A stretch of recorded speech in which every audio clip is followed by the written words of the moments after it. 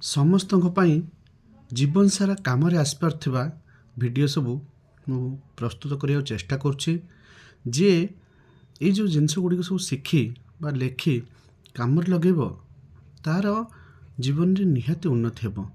ଆଉ ଯେଉଁ ସ୍ତରରେ ରହିଛି ସେ ସ୍ତରରୁ ନିହାତି ଉପରକୁ ଯିବାକୁ ସହାୟକ ହେବ। ତେଣୁ ପୂର୍ବରୁ କରାଯାଇଥିବା ଭିଡ଼ିଓ ଗୁଡ଼ିକରେ ପିଲାମାନଙ୍କର ପାଠପଢ଼ା ଉପରେ ବହୁତ କଥା କୁହାଯାଇଛି। ପିଲାଟେ ଭଲ ପାଠ କେମିତି ପଢ଼ିପାରିବ, କେଉଁ ଉପାୟ ଅବଲମ୍ବନ କଲେ ଭଲ ପାଠ ହେବ, ଆଉ ପିତାମାତାଙ୍କ ପାଇଁ ବି କିଛି ଉପାଦେୟ ଜିନିଷ କୁହାଯାଇଛି। ଯେମିତି ଭଗବତ ଗୀତା ପାଠ କରିବା, ଛୁଆମାନଙ୍କୁ ଶୁଣେଇବା, ଆଉ ଛୁଆମାନଙ୍କ ଦ୍ୱାରା ପଠନ କରେଇବା, ଆଉ ଛୁଆମାନଙ୍କୁ ମହାପୁରୁଷଙ୍କ ଜୀବନୀ ଆଣିକି ଦେବା, ଆଉ ପଢ଼ିବାକୁ ତାଙ୍କୁ ଉତ୍ସାହିତ କରିବା, ତାଙ୍କୁ କିଛି ପଚାରିବା, ପାଖରେ ବସେଇ ପଚାରିବା। ଯଦି ଗୋଟେ ପିଲାକୁ ଆମେ ମଣିଷ କରିବାକୁ ଚାହୁଁଛନ୍ତି ତାହେଲେ ଆମେ ନିଜେ ପରିଶ୍ରମ କରିବାକୁ ପଡ଼ିବ। ଏଇଟା ତ ନିହାତି ସତ କଥା। ଆମେ ଯଦି କେବଳ ବିଦ୍ୟାଳୟକୁ ଛାଡ଼ି ଦେଉଛନ୍ତି, ଶିକ୍ଷକଙ୍କ ତତ୍ତ୍ୱାବଧାନ ଛାଡ଼ି ଦେଉଛନ୍ତି କିମ୍ବା ଟ୍ୟୁସନ୍ ଛାଡ଼ି ଦେଉଛନ୍ତି, ସେଇ ଭାବିକି ଯଦି ଆମେ ଛାଡ଼ି ଦିଅନ୍ତି ପିଲାମାନଙ୍କୁ ତାହେଲେ ଅବହେଳିତ କିଛି ମାତ୍ରାରେ ପିଲା ହେବେ। କାହିଁକିନା ନିଜ ପିଲାର ଯତ୍ନ ନିଜକୁ ନେବାକୁ ପଡ଼ିଥାଏ। ଯେମିତି ଆମେ ଗୋଟେ ମଞ୍ଜି ପୋତି ଦେଇକି ଗଛଟାକୁ ହେବାକୁ ଛାଡ଼ିଦେବା କି ସେଇଭଳିଆ, ତାହେଲେ ଯଦି ସେମିତି କରାଯାଏ ଗଛଟି ହେଇପାରେ, କିନ୍ତୁ ତାକୁ ବାହାର ଗାଈ ଗୋରୁ ଛେଳି ମେଣ୍ଢା ସେଥିରୁ ସୁରକ୍ଷା ଦେବାକୁ ପଡ଼ିବ। ତାହେଲେ କିଛି ଖତ ଦେବାକୁ ପଡ଼ିବ, ପାଣି ଦେବାକୁ ପଡ଼ିବ। ଯଦି ଭଲ ଗଛଟି ଆମେ ଚାହୁଁଛନ୍ତି, ଭଲ ଗଛଟି ହେଲେ ସିନା ଭଲ ଫଳଟି ହେବ, ଭଲ ମଞ୍ଜିଟେ ହେବ, ପୁଣି ସେଥିରୁ ଭଲ ଗଛଟେ ହେଇପାରିବ। ଠିକ୍ ସେଇଭଳିଆ ଗୋଟେ ପିଲାକୁ ଯଦି ଆମେ ଖାଲି ଛାଡ଼ିଦେବା ଏଇଭଳିଆ, ନା ସେ ପାଠ ପଢ଼ିବାକୁ ଯାଉଛି, ଆମେ ସବୁ ବୁଝିବାକୁ ପଡ଼ିବ କ'ଣ ସେ ପଢ଼ୁଛି କ'ଣ ନାହିଁ, କେତେ ସମୟ ପଢ଼ୁଛି, କ'ଣ ସବୁ ପଢ଼ୁଛି, ତାହେଲେ ତଦାରଖ କରିବାକୁ ଟିକେ ପଡ଼ିବ। ନହେଲେ ଏମିତି ଯଦି ଛାଡ଼ିଦେବା ପିଲାମାନେ ନିଜେ ପାଠ ପଢ଼ିକି ନିଜେ ମଣିଷ ହେବେ, ସେଇଟା କିଛି ମାତ୍ରାରେ ହେଇପାରେ। ଅଳ୍ପ କିଛି ପିଲାଙ୍କ କ୍ଷେତ୍ରରେ ସେଇଟା ସମ୍ଭବ ହେଇପାରେ।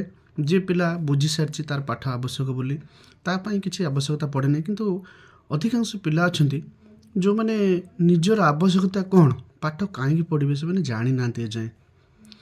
ତାହେଲେ ଆମେ ସେଇ ପିଲାମାନଙ୍କ ପାଇଁ ବେଶୀ ଟିକେ ଯତ୍ନଶୀଳ ହେବା। ଆଉ ସେଇ ଅଭିଭାବକମାନେ ପିତାମାତା ହୁଅନ୍ତୁ, ଜେଜେମା ହୁଅନ୍ତୁ, ସେମାନଙ୍କୁ ଦାୟିତ୍ୱ ଟିକେ ନେବାକୁ ପଡ଼ିବ ଆଉ ଗାଇଡ଼ାନ୍ସରେ ରଖିବାକୁ ପଡ଼ିବ। ତାହେଲେ ଆଜି ଟିକେ ଜାଣିବା ପିଲାମାନେ କେବଳ ପାଠ ପଢ଼ିଲେ ହେବ ନା ଅନ୍ୟ କିଛି କଲେ ହେବ, ଯାହାଫଳରେ ସେ ଜୀବନରେ କେବେ ବେକାର ହୋଇ ରହିବେନି। ଯଦି ସେ ଜୀବନରେ କେବଳ ପାଠ ପଢ଼ି ଯାଉଛନ୍ତି, ମେଟ୍ରିକ୍ ପଢ଼ିଲେ, +2 ପଢ଼ିଲେ, ତାପରେ +3 ପଢ଼ିଲେ, ତାପରେ କିଛି ନ କରିପାରି ବେକାର। ଯଦି ସରକାରୀ ଚାକିରି ପାଇଁ ଚେଷ୍ଟା କଲେ, ଯଦି ହେଲା ନହେଲା ସେମାନେ ବେକାର। ଆଜିକା ପାଠରେ ଅବସ୍ଥା ସେଇଆ ହେଉଛି। ମୁଁ ବି ଲକ୍ଷ୍ୟ କରୁଛି, ବହୁ ବର୍ଷ ହେଲା ପିଲାମାନଙ୍କୁ ତାଙ୍କୁ ନିରୀକ୍ଷଣ କରୁଛି, ଦେଖୁଛି ପିଲାମାନେ ଭଲ କରୁଛନ୍ତି, ମେଟ୍ରିକ୍ ଫାର୍ଷ୍ଟ କ୍ଲାସ୍ କଲେ, +2 ପଢ଼ିଲେ, ତାପରେ +3 ପଢ଼ିଲେ, ତାପରେ କିଛି ଗଭର୍ଣ୍ଣମେଣ୍ଟ ଚାକିରି ପାଇଁ ଚେଷ୍ଟା କଲେ, ଏଣ୍ଟ୍ରାନ୍ସ ଦେଲେ, କିନ୍ତୁ ହେଲାନି। ତାପରେ ସେ କ'ଣ କରିବେ, ବେକାର ହେଇଗଲେ ସେ ପିଲା।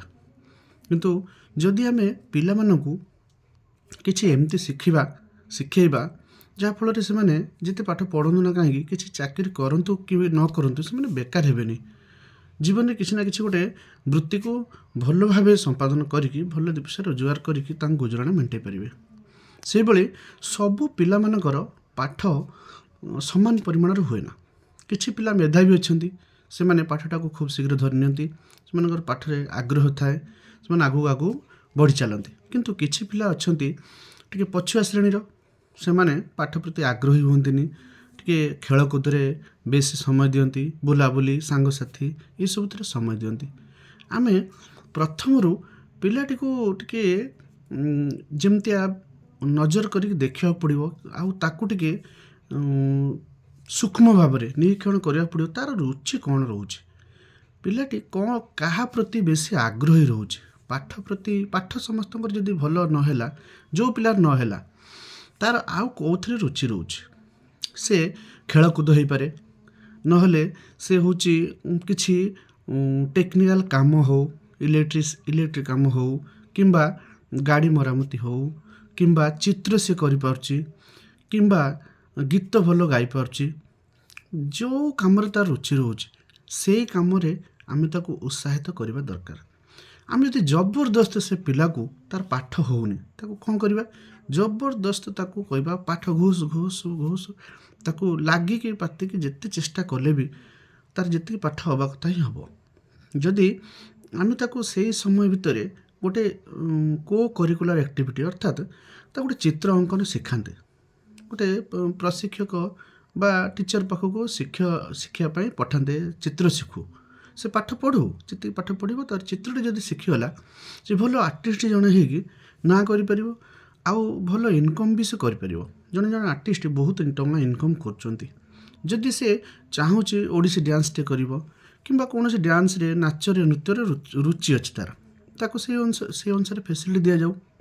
ଯଦି ଆଉ କିଛି ଖେଳ, କୁସ୍ତି କିମ୍ବା କ୍ରିକେଟ ଖେଳରେ ତାର ଇଚ୍ଛା ଅଛି, ତାକୁ ଆମେ ପାଠପଢ଼ାରେ ଏତେ ଜୋର ଜବରଦସ୍ତି ନ କରି ତାର ରୁଚି ଥିବା ବିଷୟରେ ଆମେ ତାଙ୍କୁ ଛାଡ଼ିଦେବା ଭଲ। ଆଉ ସେଇ ଦିଗରେ କ'ଣ ତାଙ୍କୁ ଫେସିଲିଟି ଦେଇହେବ, ତାଙ୍କର ଶିକ୍ଷକମାନଙ୍କ ଠାରୁ ହେଉ କିମ୍ବା ଯେ ଜାଣିଛନ୍ତି ସେ ବିଷୟରେ ଅଧିକା, ତାଙ୍କ ସହିତ ଆଲୋଚନା କରି ସେ ପିଲାଟାକୁ ସେଇ ଦିଗରେ ନେଲେ ସେ କ'ଣ କରିବ, କିଛି ନା ବହୁତ ଉନ୍ନତି କରିପାରିବ। ସେ ନିଜ ଜୀବନରେ ଭଲ, ସେଇ କ୍ଷେତ୍ରରେ ଭଲ, ଧରାଯାଉ ଜଣେ ଭଲ ଚିତ୍ରକର ହେଇପାରିବ, ଜଣେ ଡ୍ୟାନ୍ସର ଭଲ ହେଇପାରିବ କିମ୍ବା ଭଲ ଖେଳାଳି ଜଣେ ହେଇପାରିବ, ନାଁ କରିପାରିବ। ଯେଉଁ କ୍ରିକେଟର ମାନଙ୍କୁ ଆପଣ ଜାଣିଛନ୍ତି ସେମାନଙ୍କର ପାଠପଢ଼ାର ଯୋଗ୍ୟତା ବେଶୀ କିଛି ନାହିଁ, କିଛି ଜଣଙ୍କର ଅଛି ଆଉ କିଛି ଜଣଙ୍କର ବହୁତ କମ୍। ଯେଉଁ ଅଭିନେତାମାନଙ୍କୁ ଦେଖୁଛନ୍ତି ଅଭିନୟରେ, ସେମାନଙ୍କ ପାଠପଢ଼ା ବି ଏତେ ଅଧିକ ପରିମାଣ ନହେଲେ ବି ସେମାନେ ହେଉଛି ନିଜ କ୍ଷେତ୍ରରେ ବହୁତ ସଫଳ ହେଇପାରିଛନ୍ତି। ତେଣୁ କେବଳ ପାଠ ପଢ଼ି ଜଣେ କିଛି କରିପାରିବ ସେଇଟାକୁ ଆମେ ଦୃଷ୍ଟିରେ ରଖିବାନି। ଆଉ ପାଠପଢ଼ା ପ୍ରତି ଯଦି ଆଗ୍ରହ ସେ ପିଲାର କମୁଛି, ସେ ବଢ଼ାଇବା ପାଇଁ ତ ଚେଷ୍ଟା କରିବା, ତଥାପି କେଉଁ ପ୍ରତି ରୁଚି ରହୁଛି। ଭଗବାନଙ୍କର ସୃଷ୍ଟିରେ ସମସ୍ତଙ୍କର କିଛି ନା କିଛି ବିଶେଷ ଗୁଣ ରହୁଛି, ଆମେ ସେଟାକୁ ଜାଣିବାକୁ ପଡ଼ିବ, ଚିହ୍ନିବାକୁ ପଡ଼ିବ। ଛୋଟବେଳୁ ଗୋଟେ ପିଲାକୁ ଯଦି ଆମେ ତଦାରଖ କରିକି ତାର ରୁଚି ବିଷୟରେ ଜାଣିକି ତାକୁ ସେଇ ବିଷୟରେ ଯଦି ଆଗକୁ ଯିବା ପାଇଁ ଉତ୍ସାହିତ କରିବା, ତାହେଲେ ସେ ପିଲା କେବେ ହେଲେ ବେକାର ହେଇ ବୁଲିବ ନାହିଁ। ଆଜିକା ଡେଟ୍ରେ ଦେଖିବାକୁ ଗଲେ ଗୋଟେ ପିଅନ ଚାକିରି ବାହାରିଲା ବେଳକୁ କିମ୍ବା ଗୋଟେ ଛୋଟ ଚାକିରି ବାହାରିଲା ବେଳକୁ, ଚପରାସି ଚାକିରି ହେଉ, ଯେକୌଣସି କମ୍ ଦରମାର ଚାକିରି ବାହାରିଲା ବେଳକୁ MBA, MCA, BTech ବିଭିନ୍ନ ବର୍ଗର ଛୁଆ ସେଥିରେ ଆପ୍ଲାଏ କରୁଛନ୍ତି।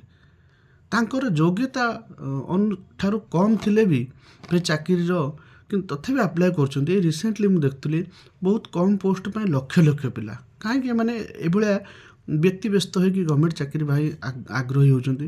ଯଦି ସେମାନେ ନିଜେ କେଉଁଠି ଯାଇକି ନିଜ କ୍ଷେତ୍ରରେ ମାନେ ସେମାନେ ୱେଲି ଟ୍ରେଣ୍ଡ ହେଇଥାନ୍ତେ କିମ୍ବା ସେମାନେ କୌଣସି କାମରେ ଲାଗିଥାନ୍ତେ, ନିଜେ ଟଙ୍କା ରୋଜଗାର ଭଲ କରିଥାନ୍ତେ, ସେମାନେ ଏଇ ଚାକିରି ପ୍ରତି ବା କୌଣସି କ୍ଷେତ୍ରରେ ନିୟୋଜିତ ହେବା ପାଇଁ ଏତେ ସଂଘର୍ଷ କରିନଥାନ୍ତେ। ତେଣୁ ଆମେ ଚେଷ୍ଟା କରିବା ବୈଷୟିକ ଜ୍ଞାନ କୌଶଳ କିମ୍ବା ଏଇ ଯେଉଁ କରାଯାଉଛି କ୍ରାଫ୍ଟ ସବୁ ଶିଖାଯାଉଛି କିମ୍ବା ବିଭିନ୍ନ ପ୍ରକାର ଟ୍ରେନିଂ ସବୁ ଦିଆଯାଉଛି, ଟେଲରିଂ ହେଉ କିମ୍ବା ମେଟ୍ରିକ୍ ପରେ ଛୁଆଙ୍କର ସମସ୍ତଙ୍କୁ ଆମେ କଲେଜ ପଠାଇ ଦେଉଛନ୍ତି। ସେ କଲେଜ ପଠାଇ ଦେଇକି ଲାଭ କ'ଣ? ସେମାନେ ସବୁ ପାଠ ପଢ଼ିକି ସେମାନେ ତ IBA ପଢ଼ିଲେ ବେକାର ହେଇକି ପଡ଼ିଲେ, ଲାଭ କ'ଣ? ବରଂ ସେ 2-3 ବର୍ଷ ଆମେ ତାକୁ କିଛି ଟ୍ରେନିଂରେ ଦେଇଦେବା, ସେମାନେ କିଛି ଉପକୃତ ହୋଇପାରିବେ। ଆର ଏଇ ଅମିନ ଟ୍ରେନିଂ ଗୋଟେ ଅଛି, ସେଇଟା ବି ଦେଲେ ପିଲାମାନେ ଅମିନ କୋର୍ସ କରିପାରିବେ। ଆମେ ବିଭିନ୍ନ କ୍ଷେତ୍ରରେ ଅଛି ଜିନିଷ ଗୁଡ଼ାକୁ ଜାଣିକି ପିଲାମାନଙ୍କ କ୍ଷେତ୍ରରେ ନିହାତି ଲଗେଇବା ଦରକାର। କେବଳ ଆମେ ପାଠ ଗୋଟେ ସମସ୍ତେ ଯାଉଛନ୍ତି କଲେଜ ଆମେ ପଠାଇଦେବା, ସେଇ ଯେଉଁ ଜିନିଷ ଗୁଡ଼ାକୁ ଆମକୁ ଟିକେ ଜାଣିବାକୁ ପଡ଼ିବ। ତେଣୁ ପିଲାମାନଙ୍କୁ ତାଙ୍କ ରୁଚି ଯେଉଁଥିରେ ରହୁଛି ସେଥିରେ ତାଙ୍କୁ ଯିବାକୁ ଛାଡ଼ନ୍ତୁ, ଆଉ ସମସ୍ତେ ଟିକେ ସେଥିପ୍ରତି ସଚେତନ ରୁହନ୍ତୁ। ଆଉ ପିଲାମାନଙ୍କ ମୂଳରୁ ତାଙ୍କ ରୁଚି ଗୁଡ଼ାକୁ ଜାଣିବାର ଚେଷ୍ଟା କରନ୍ତୁ ଆଉ ସହଯୋଗ କରନ୍ତୁ।